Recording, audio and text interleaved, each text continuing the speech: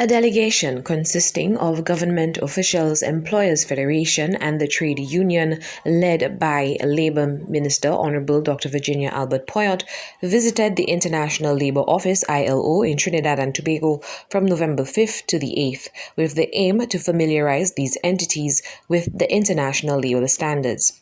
Following their trip on November 20th, the ILO Director General also paid a courtesy visit to Saint Lucia and pointed out the flaws in the system.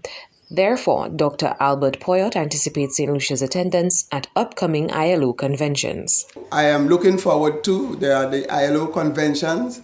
There were quite a few of them. One of the major ones the unions have been advocating for is the sexual harassment convention of the ILO.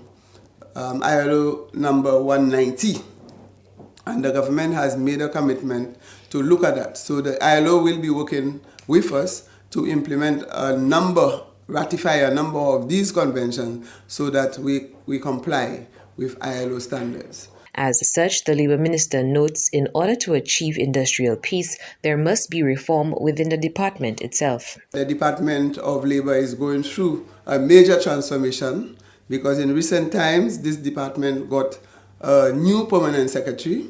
So it is a fully constituted department in the persons of Mrs. Imbert Charles, Mrs. Imbert, Sheila Imbert.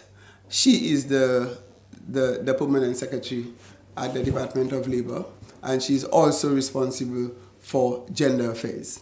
And to date, we were able to open the office for the Labour Tribunal and the Minimum Wage Commission. They are operating in the space right now. And we are looking at the issue of training of labour officers and addressing a number of industrial relation matters in Saint Lucia. Also, she mentioned the introduction of the tripartite group to resolve industrial disputes. We want to establish what we call the tripartite group, where you have government, the trade union, and the employers working together. The whole idea is to ensure that there is industrial peace in the country. We would engage more in preventative measures rather than trying to cure, so that when there are disputes between employers and employees, we can intervene as a government sometimes to resolve the matter before it escalates into major industrial action and causing problems in the country. The minister's statement comes off the heels of a recent protest action at one of the island's indigenous bank, having taken their employers to task and are currently in mediation to reach a consensus. For Choice News Now, I am Chelsea Austin.